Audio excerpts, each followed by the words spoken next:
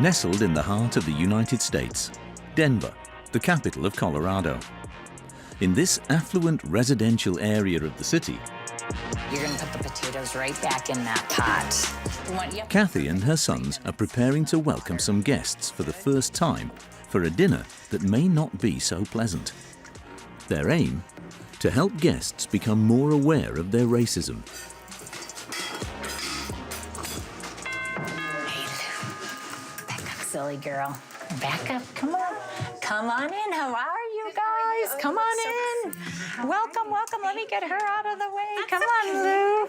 Happy. Nice to meet you, Barbara. Nice to meet you, too. How are you? Carol. Nice to meet you, Carol. These women, all white, belong to the local petty bourgeoisie. They're psychologists, teachers, and business executives like Margaret, who looks a bit uncomfortable. I'm terrified. Terrified. Why? Because I'm in a group of people I've never met, talking about a very sensitive, potentially volatile topic. I do think every white person in the United States is racist. I'm a racist, and my mother, I think I said it was a racist, wonderful person, wonderful lady. I mean, I think there's no mixing up. You can be a really good person and still be racist. Each of them paid $400 to these two women, the creators of this unique dinner party experience. Saira, of Indian origin, is a democratic political activist. Regina works in real estate. Hello there. Hi. Their dinners are exclusive to women, who are supposedly more open to change than men. Right from the aperitif, Regina pushes them to the limit. I know. How many of you white people would change places with me? And why not? Many Americans believe that the system has always favored white people and that racism is therefore a fact of life in the country. Why wouldn't you do that? Because I wouldn't want to be pulled over 30 times a year. Walking to the store, Yeah. have people watching you, walking down the street, have people watching you. All the What are you assumptions. doing? Yeah, all the stereotypes, assumptions. You know what's going on. You know you don't want it for you. So why are you okay with it happening to a large percentage of your neighbors? And kids need According to them, many white people are guilty of racism, even unconsciously, including this adoptive mother. So that's why we do this. I have a black son, and I recognize that doesn't make, that doesn't exempt me from racism. So people of color. For half an hour, Saira and Regina challenge the women. Why you're here, what you hope to accomplish. Profile on. Let's get started, and then we can pause. At dinner time, each person is asked to confess an example of a racist act or thought that they have had. That we have what we need. The police had pulled over this car, and there were 4 or 5 young black people standing by the car, and I thought, wow, I wonder what they did. For her, merely suspecting black people of having committed a crime is a fault. Margaret doesn't seem to understand much about it. Surrounding how I need to think. Margaret, you didn't say yours. What? Your racist thing that you've done. Thought about or I don't done. know. You have something inside of you that's not quite that's racist. So you must have examples in your own life. I also work in environmental engineering. I have absolutely no people of color, or minimal people of color, possibly the exclusion being slightly Hispanic. Saira doesn't like her attitude. I can say a racist thing you've done because it just happened. When you just talked to me the way you just did. This is how white women talk to us all the time. These are microaggressions. When I say the exact same thing to my white girlfriend who says the same exact thing. I don't care if you talk to everybody like that. Right? The way you just spoke to me was straight up white supremacy. You actually just answered with racism. White supremacy is said to be hidden in innocuous phrases and banal behavior. The smallest things could be considered racist. It's enough that a person from a minority group feels insulted. Absolutely. Sounding terribly white, I don't know that I was all that racist to start with, but I also would be more aware or hyper aware of my thoughts or reactions to circumstances that would be racist. Tonight, thanks to this dinner, these women have become woke. To be woke is to be aware of the discrimination suffered by minorities. This terminology originated in universities and became popular after the death of George Floyd, an African-American man killed by a white police officer. Mama! Mama! Yeah, Mama! Mama! One of the front pouches. Please! Please, I can't breathe! Please, man! Don't touch me! The images of his pain, broadcast around the world, set the American people in motion. Citizen demonstrations were led by Black Lives Matter, some turning into riots. The woke ideology became radical and identity-based.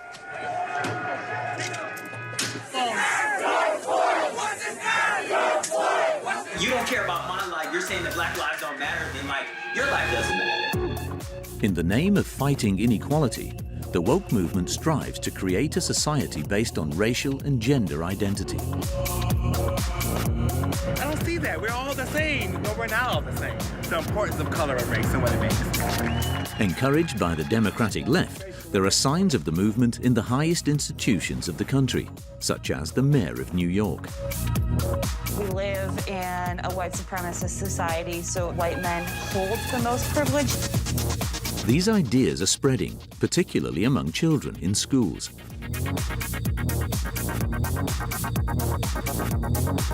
You gonna deliberately teach kids this white kid right here got it better than you because he's white? You gonna purposely tell a white kid, oh, the black people are all down to suppress? Those who oppose this ideology are considered racist and are cancelled, censored and socially eliminated. Just because I'm a white, older man, that I'm racist? By favouring minorities at all costs, identity politics has created new inequalities, particularly in sport. From what planet are you from? I mean, to think it's okay that boys would compete with girls in a track meet. No matter what I was born or what the doctors claim that I am, I'm a woman. George Floyd's own brother denounced the excess of the movement. So it's not even about race. It's just about these police officers in these different areas doing the right thing. An investigation into America in the midst of an identity crisis.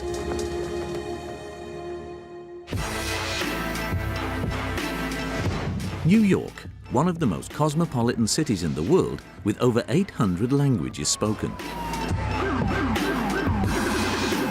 Politically, it has been left-wing and democratic for almost a century. Woke ideology has almost become a religion in the town hall, especially in the Human Rights Commission, which counters racism.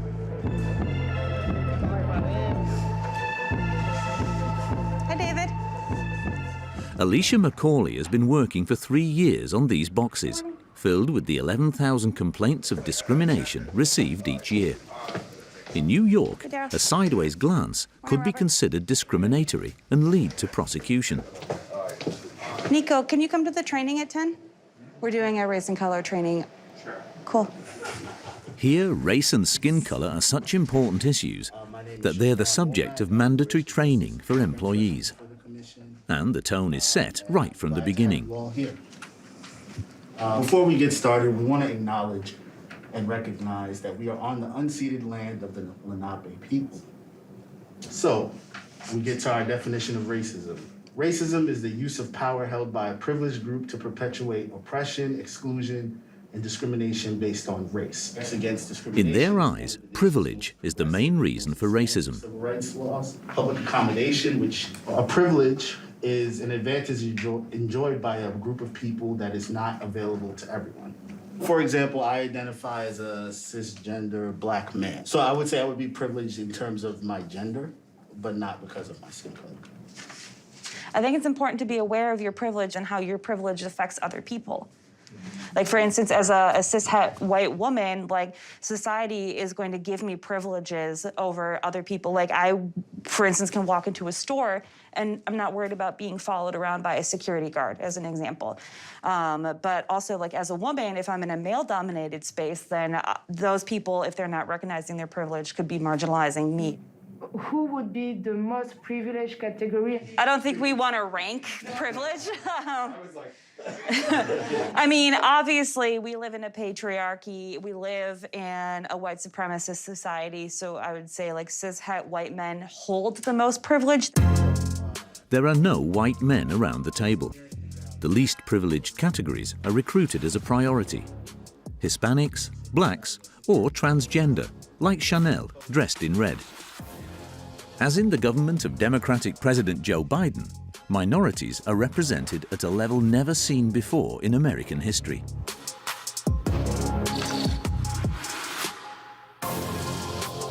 With, for example, Kamala Harris, the first mixed-race woman vice president, or Pete Buttigieg, openly gay. In the commission, some 40 lawyers, such as Catherine Greenberg, prosecute individuals, institutions, or companies suspected of discriminatory practices. Discrimination can include treating somebody less well, which means a whole plethora of things. It can mean just one discriminatory comment. It can mean shunning or refusing to look at a person in a workplace or in a store. This is called a microaggression, like in this video. There's a young man in here. Excuse me, it's ma'am. It is ma'am. I can call the police if you'd like me to. You need to set This transgender woman did not appreciate being called Mr. Right beforehand, you said sir. Sir? Okay. Take it outside. If you want to call me sir again, I will show you a fucking sir. I apologize. I apologize now. Under New York law, the vendor could be fined up to €250,000. The Commission has many weapons at its disposal to protect minorities. I need your corporate number now. One case was made against Prada, the famous luxury brand. There was no complaint. Catherine Greenberg took it upon herself to open an investigation after the sale of a monkey figurine. When that image was brought to our attention here as an agency, there was a general reaction of shock. Do you have the images? I don't know that I want to show an image like that, to be honest. It hurts the people who see it. And I don't want to be the decider in showing that image to the people who might view your film.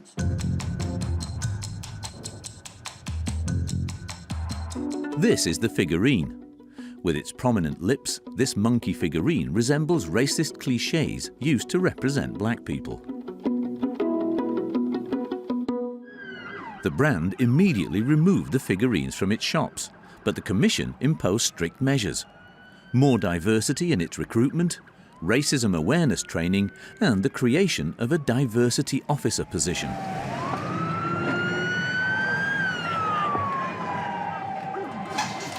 Hey, After work, Alicia and Chanel often go out with their friend Lala, a transgender rights activist. In New York, they can freely be themselves, even though they are often challenged on the street.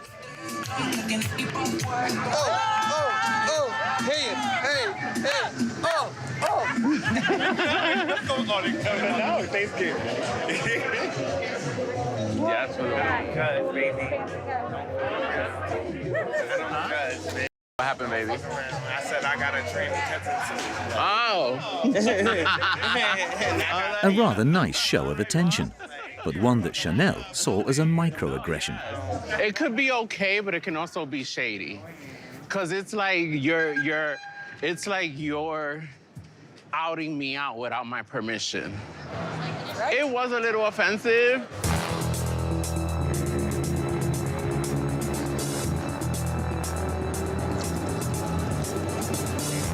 Happy Friday. Happy Friday. Happy Friday. For these black transgender women, noticing their differences is insulting, but not doing so is racist. the importance of color and race and what it makes. Where other people use it to opt out, to say, I don't see race and color, but want to acknowledge that there has been racism, that there has been harm, and it is continuing to happen. There are people who I don't see that. We're all the same. No, we're not all the same. If you're a white person talking to a black person, you clearly know that that color is going to grant you a privilege that I never got. Simply because you were born that color. But my ancestors have created a system that continues to benefit me over other people. I continue to reap the privileges of a racist society. So I am responsible Because of for the what privilege, my ancestors yes. have done. I am responsible for dismantling that system. And if I'm not actively working to take it apart, then I'm helping it. To bring down this system, the New York City Council is not content with simply enacting laws. It's now targeting young people and spreading woke ideas in many schools.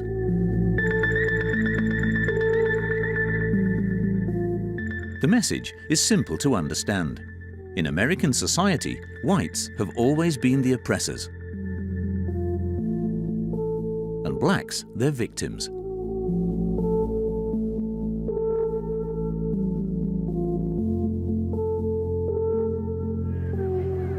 That's what students at Grace Church, one of the most expensive religious schools in Manhattan, are learning.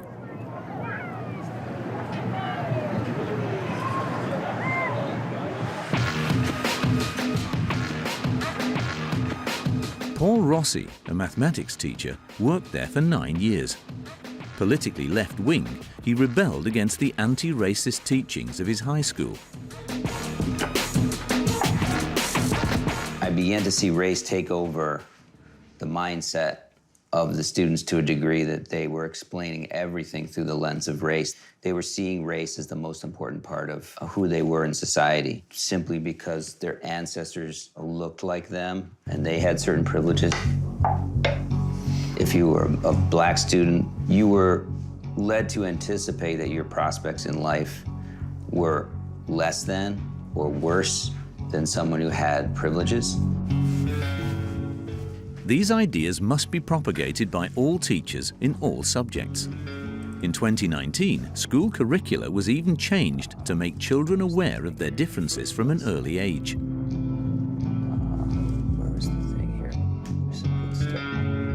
So this is a kindergarten curriculum, and they start by introducing colors to the children. It seems rather innocent, but what they do is they link it to skin color and the importance of skin color.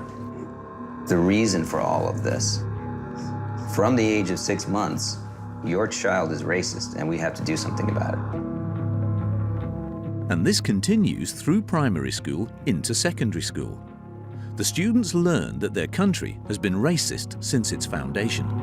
Racism is a primary institution of the US.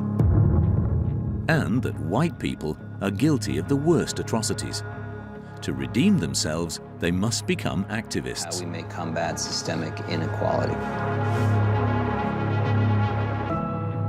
A teacher who was telling all the white children, what are you going to do for black liberation? You're asking a student to take on this burden of history.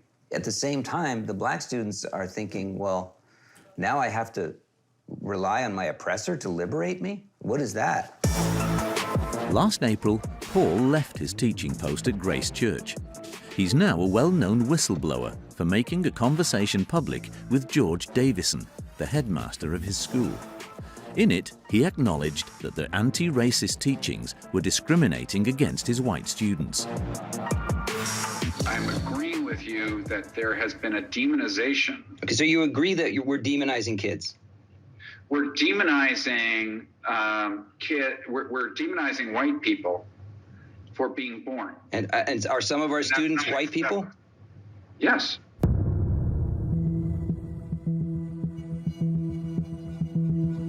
One student in the second grade was traumatized by 2 years of discrimination at Grace Church.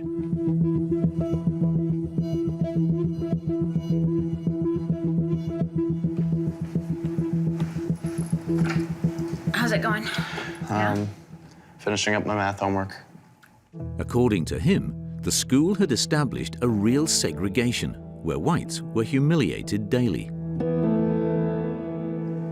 They had one speaker who came in and was only for the white students, and then one speaker who came in was for all the black identifying students. And they told you why you were bad for an hour, and then if you dared to disagree with them, you were crucified. In some classes, boys and girls were separated. I remember in the boys' room, it was talking about toxic masculinity and how that hurts everybody there. And it was 10 minutes of just all the girls complaining. We basically learned about microaggressions, which I still can't define, even after a semester of talking about it nonstop. How apparently holding a door open for somebody can be sexist, or asking where are you from is racist. How did you feel? Terrible. I mean, I had to sit there and just basically be berated all day, every day, and I couldn't do anything back.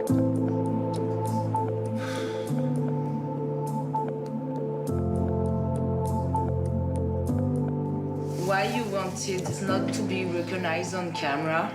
It would be dangerous. It would be socially dangerous. It would be academically dangerous. There's too much to lose. It's a very intolerant society right now. That's why a lot of parents that are terrified right now, and some parents are afraid to speak up. I've been one of them. But he didn't say anything offensive. You don't have to say anything offensive, you just have to disagree. You just have to not go along with the narrative. This is offensive enough. What? Just white skin. Yeah. These woke teachings sparked controversy, like here in the state of Virginia. In this school board meeting, parents of the students protested. A Republican senator is leading the charge. I am disgusted by your bigotry and your depravity.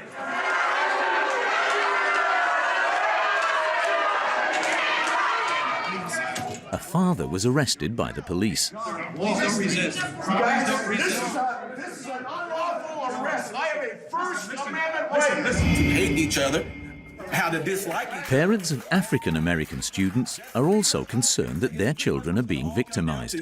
You gonna deliberately teach kids this white kid right here got it better than you because he white? You gonna personally tell a white kid, oh, the black people are all down and suppressed? How do I have 2 medical degrees if I'm sitting here oppressed? Some Afro-Americans find this ideology degrading. In New York, in order to have more black students in the best high schools, a reform was enacted to facilitate the admission conditions, to the detriment of students of Asian origin.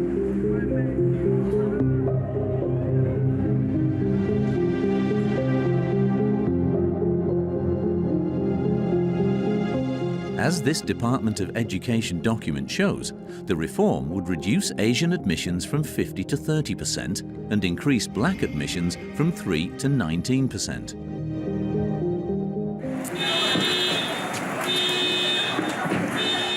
However, the Asian community is also a minority that faces discrimination, and the number of racist attacks against them has recently exploded, often against the poorest in New York.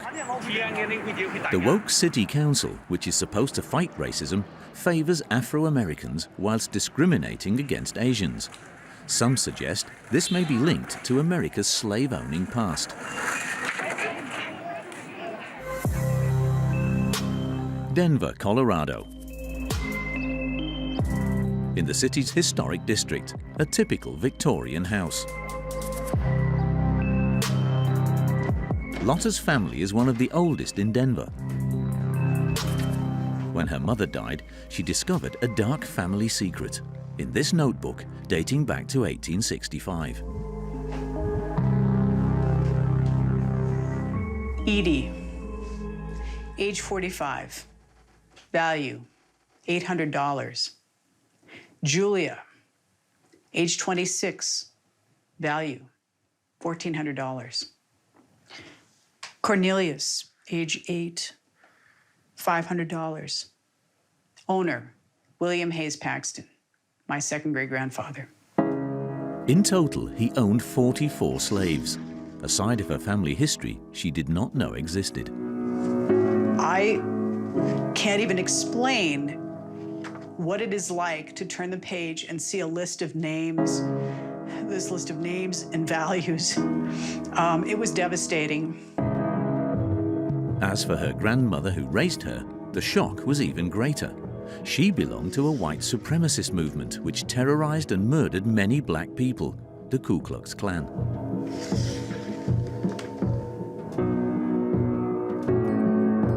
You want to think of your grandmother as a wonderful person. You want to love your grandmother. It's very painful to discover that your family has participated in really what are crimes against humanity. Stricken with guilt, Lotta advocates for financial reparations for black people.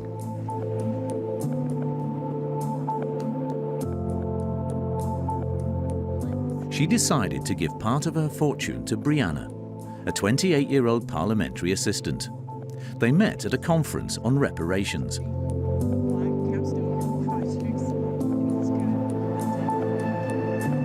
I said, I'll help you. So I committed right then, even though I just met Brianna 2 minutes beforehand, I committed to helping her pay off her student debt. Surely this isn't real, isn't happening. Didn't you think that she's crazy, maybe? Not really. No? It was more of a, great, finally. Give me what is owed kind of thing. From from whether it had been her or anyone else.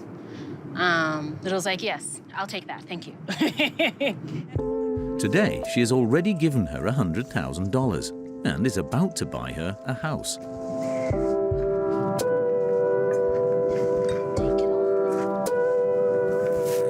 Were you surprised that we've become friends? No. And I say that because growing up, I've always floated between friend groups, but I've always had the knack of befriending the kind of oddball people, or the people that people consider oddball. Thank you. A bill is underway to have the federal state rectify 246 years of slavery and segregation suffered by its black population. The amount would be about $12 trillion, half of the country's public debt.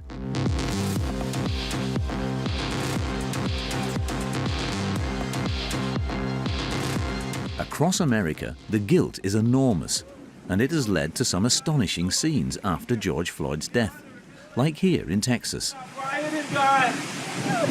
We're not shaming anybody, God. We ask for forgiveness from our black brothers and sisters for years and years of racism, of systematic racism, and we're just humbling ourselves before you. Yes, Lord. That's right. You understand? Keep going, man. Keep it coming, man. You understand? Keep it coming. Only a couple more, 2 more. In this footage, this young couple kisses the boots of black supremacists. And what's your name? Skylar and Seth. Oh, man. How can such behaviors be explained? Where does the American woke movement come from?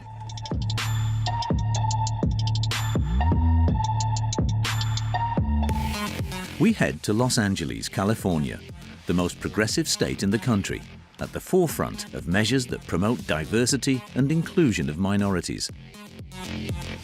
In the 1960s, the civil rights movement for African Americans began at the state's top universities, such as Berkeley.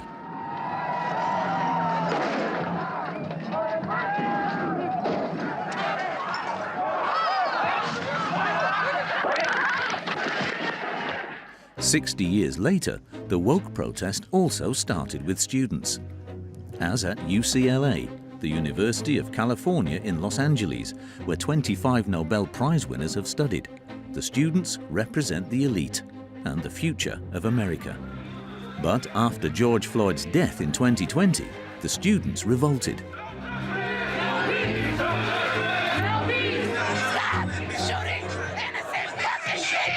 It is our last resort. The leader of these protests was Tristan Shaw. president of the Black Association, a graduate student in African American Studies. Res life. They're wearing these blue polos. We are here to make change, and it is important for y'all to know that. We don't believe in reform, but we do believe in abolition democracy. It's important for us to understand that.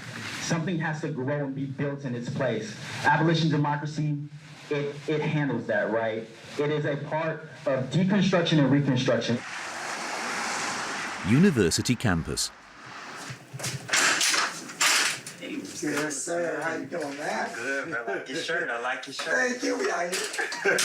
Today, Tristan handed over his position as president to Ashton Pemberton, a final year student. Their fight continues on social media. Every week, they host a very popular podcast.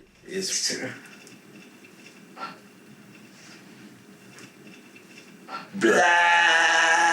And we like our podcast like we like our women. Black.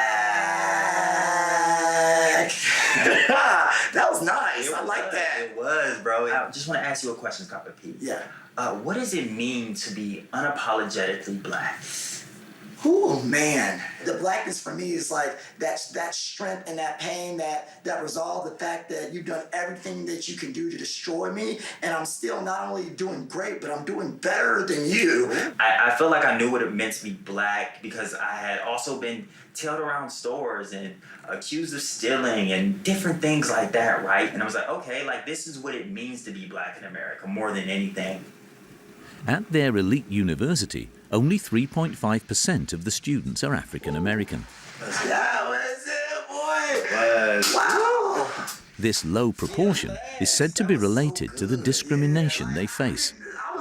There is something so real about being black and having your life on the line all the time. But we will wake up tomorrow and feel that way. Our kids will feel that way. Our families will feel that way. Welcome to the world that a lot of black people live in. And not even welcome to the world, welcome to the fear and paranoia that we walk around with. For these young Afro-Americans, hair is another very sensitive subject. Many of them feel discriminated against because of it from a very young age.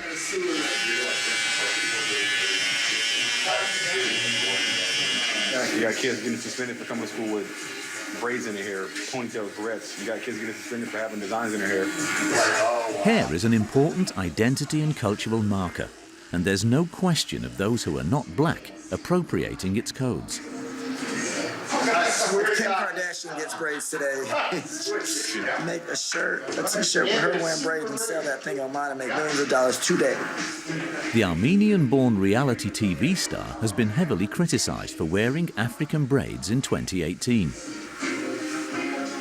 I think that when we think about cultural appropriation, what we have to think about are ways to compensate black people who've been giving America culture since we've been here. The culture that has been stolen from us and profited off of by other cultures. They love our culture but hate us. That's a culture butcher. Right. And this is America.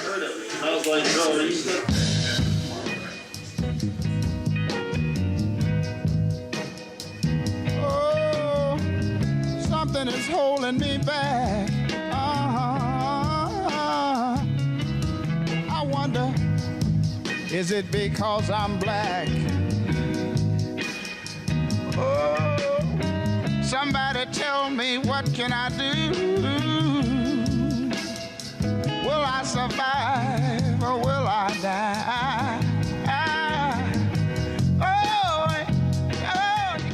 A week after the death of George Floyd and the ensuing mobilization, a scandal broke out at UCLA. It started with an economics professor who was accused of being racist. A year and a half later, Gordon Klein still receives death threats and remains under police protection. Just because I'm a white, older man, that I'm racist and that at the extreme, physical harm should come to me? After 40 years of serving, never one complaint in 40 years about anything racial. It all started with an email written by one of his white students. Following the shock of George Floyd's death, he was asked to grade the black students with more compassion and leniency than the other students.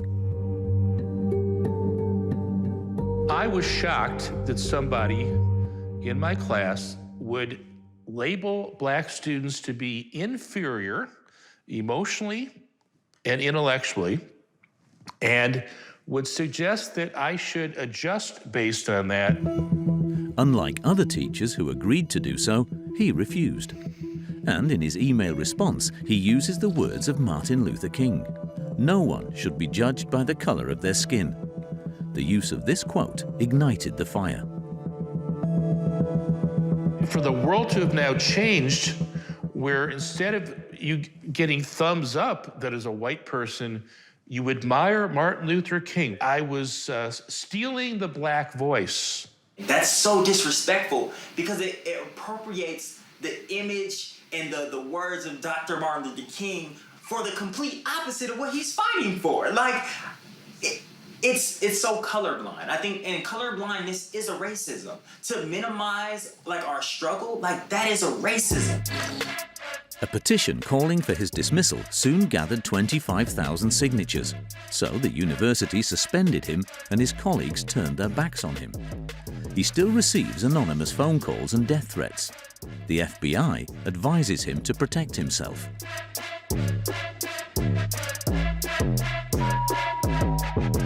I don't think anyone should threaten anyone's life. But I can understand someone in 2020, right after George Floyd was killed, after Breonna Taylor was killed, after we're saturated with all of these images of Black death, for someone to say, well, I want you to die too. Like, if you think that like you don't care about this, then like you don't care about my life. You're saying that Black lives don't matter, then like your life doesn't matter. Today, Gordon remains locked up at home, still unable to return to the campus. He's a broken man who has let himself go. He's developed physical and mental health problems. What he has suffered is the notorious cancel culture.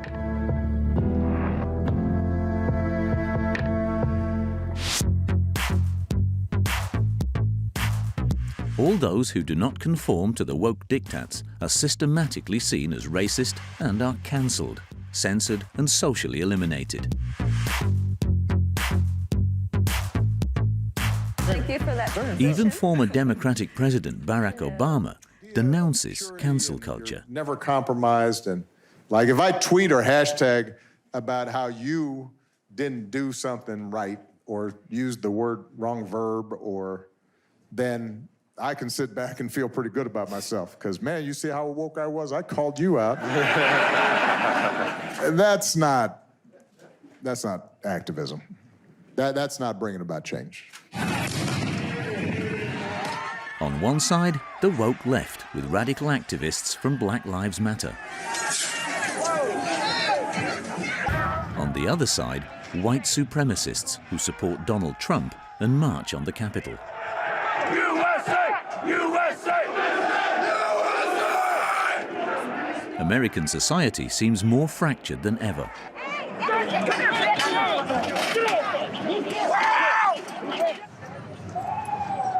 We head back to New York. One man would like to unite these two sides of America. He has strongly opposed the violence that broke out following the death of George Floyd. This isn't just any man. This is Terrence Floyd, George's brother.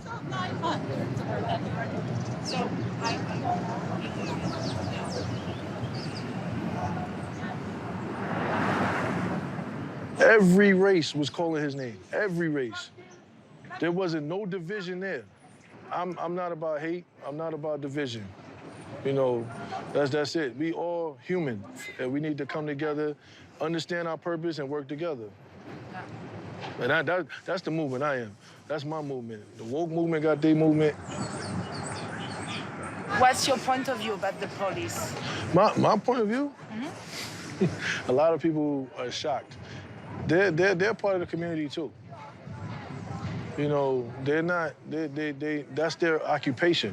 Because I have a son that actually came to me and wanted to be a police officer. You know what I'm saying? And I was wondering why he asked me. And he said, well, with everything going on, I don't want you to look at me different. I said, I won't look at you different because I need you to go in there and help me change the narrative. At the foot of his brother's statue, photos of other African Americans killed by the police were placed.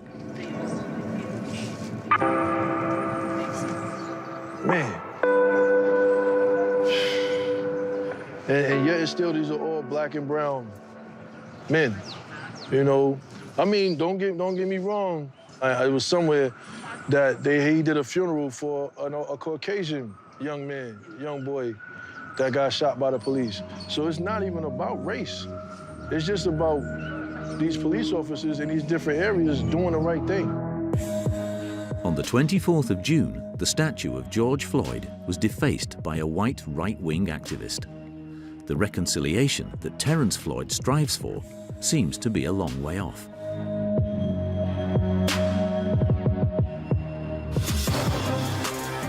However, in America, race is not the only identity marker that holds importance.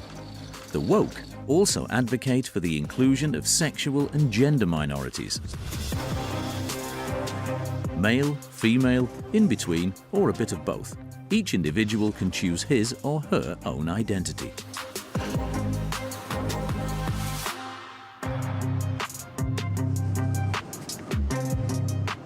Back to Denver, to the capital, where the laws of this traditionally Republican state are passed.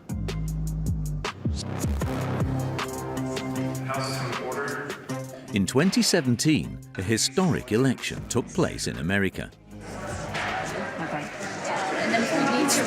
Morning, Kathy. Good. Can I go first? Is that possible? Yeah. I mean, that should be quick, right? Thank you.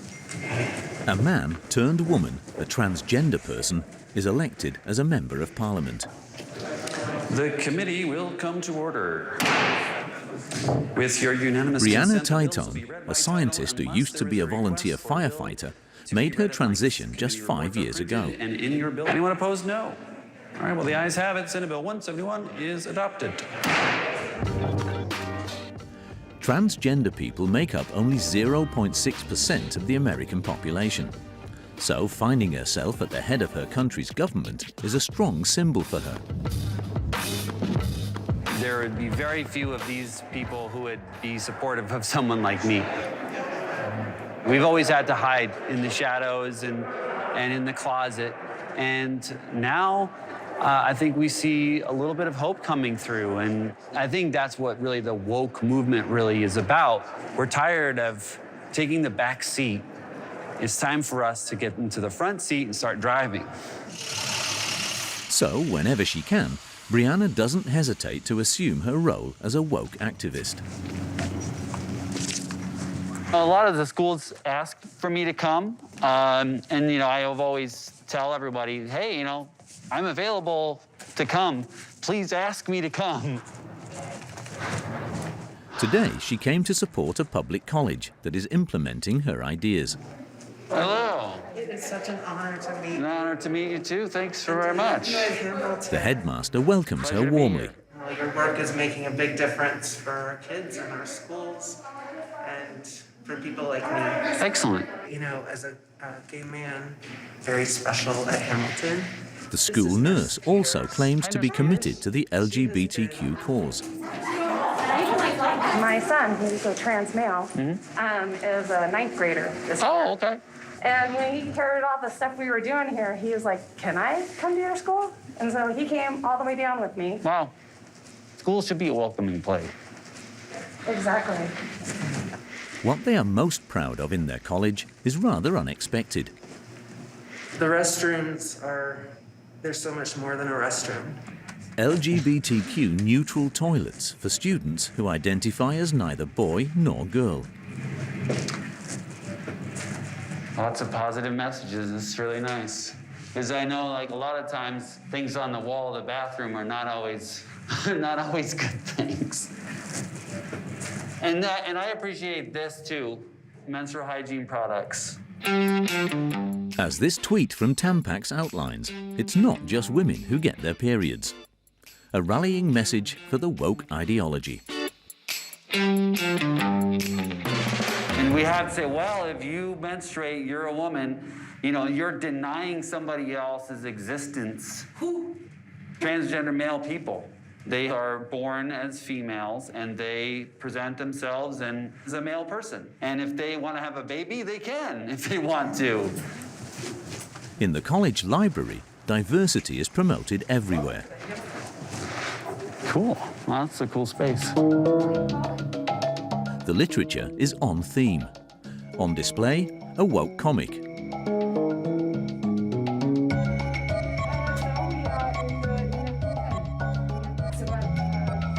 Books on the struggles of the LGBTQ community, and a biography of Caitlyn Jenner, the most famous American transgender person, ex-stepfather to the Kardashian daughters. How's it going? Good. In 5th grade, these students are exploring their sexual and gender identity and have prepared for their meeting with Brianna. Logan. Logan, good to meet y'all. What do you like about the school here? I went to another middle school and I noticed that they weren't as welcoming as this school when it comes to the LGBTQ community. Any other school wasn't like that? No. No. And that's a good thing to be yourself in your own private space when you can, but there's a lot of risks involved, and that can cause embarrassment.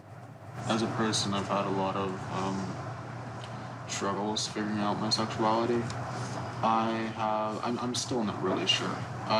For a while, I thought that I was gay. How many gender identities exist? I don't know if I have a number count. Yeah, no. There's plenty. Bisexual, pansexual, asexual, intersexual, demisexual. With all these sexual identities and possible genders, it can be difficult to find one's way around. So much so that in sport, transgender women are allowed to compete in the women's categories, like Terry Miller, a university champion sprinter, or Sese Telfer, who won the 400-meter hurdles at the University Championships in 2019. Or Veronica Ivy, two-time world champion in track cycling. The fact that men who have become women are winning in women's competitions is causing huge controversy.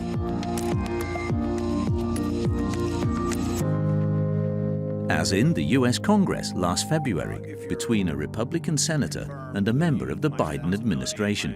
Privilege to make sure that we're following. Do you think it's fair to have boys running in the girls' track meet?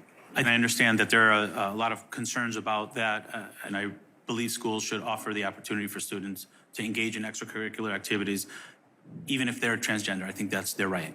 From what planet are you from? I mean, to think it's okay that boys would compete with girls in a track meet, that somehow would be fair. Respectfully, Senator, I think I answered the question.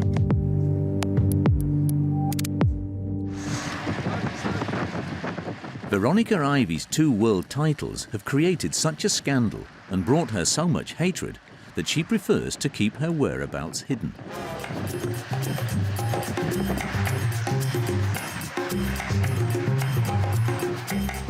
She became a woman about 10 years ago.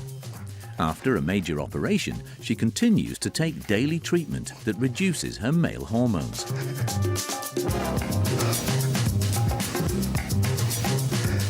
The male body has a bigger strength than the female body. What do you think about that? The question isn't, are male bodies bigger than female bodies, but are trans women, trans female bodies bigger than cis women's bodies? Trans women are female, like actually female. Medically female, legally female. My doctors treat me as any other female. Driver's license, passport, my racing licenses all say female. This university professor of philosophy has been a sportswoman all her life, and she feels she has legitimately earned her World Championship title in Great Britain in 2019. What, it's you? Yep. Right now is the traditional stare down. This is the moment I knew I'd won before we even started, because her reaction to me showed me that she already thought she was gonna lose.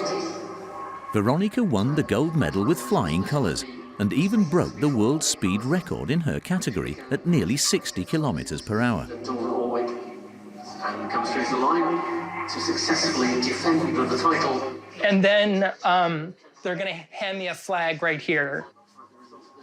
I got the trans flag. This title has made her many enemies. You have to learn how to live with being hated. So I have stalkers, I get death threats, I get people saying that I don't belong in sport, but I also get like messages of support, but also people telling me that, wow, I went to the gym for the first time. I bought a bike and started riding because I saw you. So that's what gets me through the hate. She reportedly received 100,000 hateful comments on Twitter, but there is one she's proud of, from Donald Trump Jr., Donald Trump's son. Transgender cyclists who set women's world record wouldn't have qualified for men's championship, but I'm not a man, so why would I have qualified? My honest reaction was to laugh because I'm quite sure that Donald Trump Jr. is not a feminist who cares about women's sport at all. Veronica is 39 years old, single, and lives with her mother, who has always been on her side.